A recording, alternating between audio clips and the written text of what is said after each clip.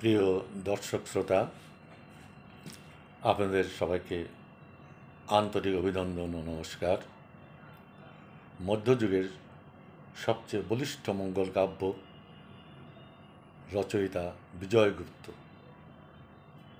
বিজয়গুপ্তের মঙ্গল কাব্যের মুখ্য চরিত্র চাঁদ সদাগর। আজকে আমরা এই বিজয়গুপ্তের মঙ্গল কাব্য নিয়ে আলোচনা করব। সবাইকে আমন্ত্রণ জানাচ্ছি এই পর্বটা ধৈর্য সহকারে শোনার জন্য, কারণ এই মনসা মঙ্গলকে বাদ দিয়ে আমাদের বাংলা সাহিত্য এবং সংস্কৃতি দুটোই অসম্পূর্ণ থেকে যায়। তাই বলছি, দর্শক বন্ধু, আপনারা একটু আগ্রহ নিয়ে এই কাহিনীটা শুনবেন। মঙ্গল কাব্যে দেবতার চেয়ে দেবী মাহাত্ম্যই বেশি, আর এরা হলেন সবাই লৌকিক দেবী। স্বর্গের দেবতা থেকে এদের বলিষ্ঠ সংযোগ মর্তের মানবীর সঙ্গে অনেক বেশি। মানুষের মতো তাদের রাগ, হিংসা দেশও আছে।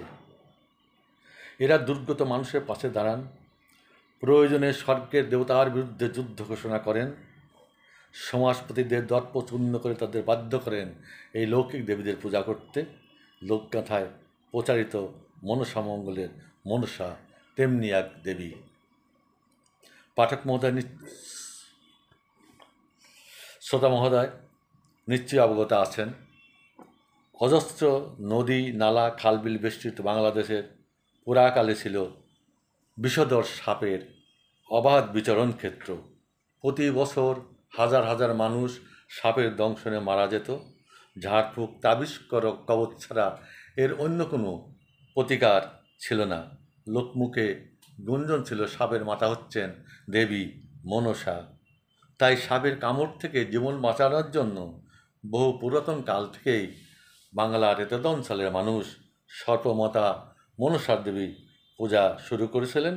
কিন্তু সেই মনসা দেবীর পূজা শুধুমাত্র সীমিত ছিল একেবারেই নিম্ন শ্রেণীর হিন্দুদের মধ্যে। এখান থেকে উদ্ভব মনসা মঙ্গল কাব্যের এবং বাঙালি হিন্দুর মনসা দেবীর পূজা। একসময় দেবী মনে করলেন তাকে শুধু নিম্নবর্ণের মানুষেরাই পূজা করে, এর দ্বারা সমাজে তার প্রতিষ্ঠা পাওয়া সম্ভব নয়। যে পর্যন্ত না উচ্চ শ্রেণীর মানুষ তার পূজা করবে এবং তাকে গ্রহণ করবে। কিন্তু অনার্য দেবীকে উচ্চবর্ণের লোকেরা পূজা করতে রাজি ছিলেন না। এই নিয়ে বিরোধ। দেবী তা আসলে সর্পমাতা। তিনি অসম্ভব রেগে গিয়ে ফোঁস করে উঠলেন। হাতের কাছে পেয়ে গেলেন চম্পকনগরের অধীশ্বর বিত্তবান চাঁদ সদাগরকে। তার সঙ্গে দেবীর কন্দলি হচ্ছে, ঝগড়া বিবাদী হচ্ছে মঙ্গল কাব্যের উপজীব্য। মনসা মঙ্গলের আদি কবি কানাহরি দত্ত 14 শতাব্দীর কবি। এছাড়া অনেক কবি মনসা মঙ্গল রচনা করেন, কিন্তু সবাইকে ছাড়িয়ে এই ধারার কবিদের মধ্যে বিজয়গুপ্ত শ্রেষ্ঠত্ব লাভ করেন। তিনি সম্ভবত 15 শতাব্দীর কবি। চাঁদ সদাগরের উপর দেবী মনসার অত্যাচার এবং তার পুত্র লক্ষীন্দর ও পুত্রবধূ বেহুলার করুণ কাহিনী নিয়ে বিজয়গুপ্ত রচনা করেন মনসা মঙ্গল। পূর্ব বাংলায় এই কাব্য পদ্মপুরাণ নামে খ্যাত এবং আখ্যানটি আপামর জনসাধারণের অত্যন্ত প্রিয়। কবি বিজয়গুপ্ত কাব্যের সূচনায় নিজেই তার পরিচয় দিয়েছেন এইভাবে: রাজার পালনে প্রজা সুখে ভঞ্জনিত, মুল্লুক ফতেহাবাদ, বঙ্গরোরা তকসিম, পশ্চিমে ঘাগর নদী, পূর্বে খণ্ডেশ্বর, মধ্যে ফুল্লডি গ্রাম, পণ্ডিতনগর। কবির জন্মস্থান বরিশাল জেলার ফুলশ্রী গ্রামে।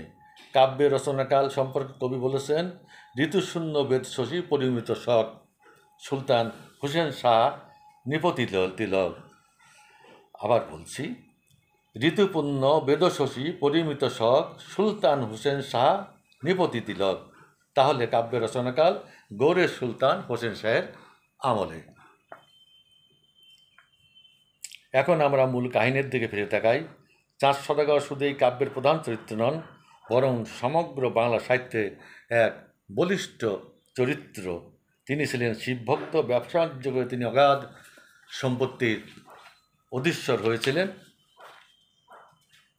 তৎকালীন সমাজেও ছিল তার ব্যাপক প্রভাব। এই প্রভাবশালী ব্যক্তিত্বের উপর আসর করলেন দেবী মনসা। তিনি চাপ প্রয়োগ করলেন চাঁদ সদাগরকে তার পূজা করতে, কিন্তু চাঁদ তাতে রাজি হলেন না। দেবীর কোপানলে পড়ে সদাগরের সপ্তদিঙা মধুকর সাগরে ডুবে তার বাণিজ্য আরোহণের, সম্পদ আরোহণের পথ বন্ধ হয়ে গেল। সর্পদংশনে একে একে তার 6 পুত্রের মৃত্যু হলো। চাঁদের স্ত্রী সনেকা ভয় পেয়ে মনসা পুজো শুরু করলেন, কিন্তু দেবী তাতে সন্তুষ্ট নন। তিনি চান চাঁদের পুজো।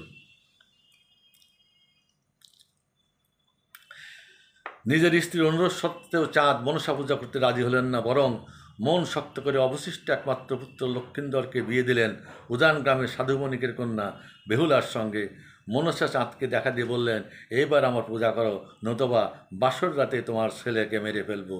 চাঁদ উত্তর দিলেন, যেই হাতে ভজি আমি দেব ষোলো পানি, সেই হাতে না ভজিব ব্যাং খেয়েও পানি। অর্থাৎ চাঁদ সদাগর দেবীকে বলেছিলেন, হ্যাঁ, একে তো চাঁদ সদাগর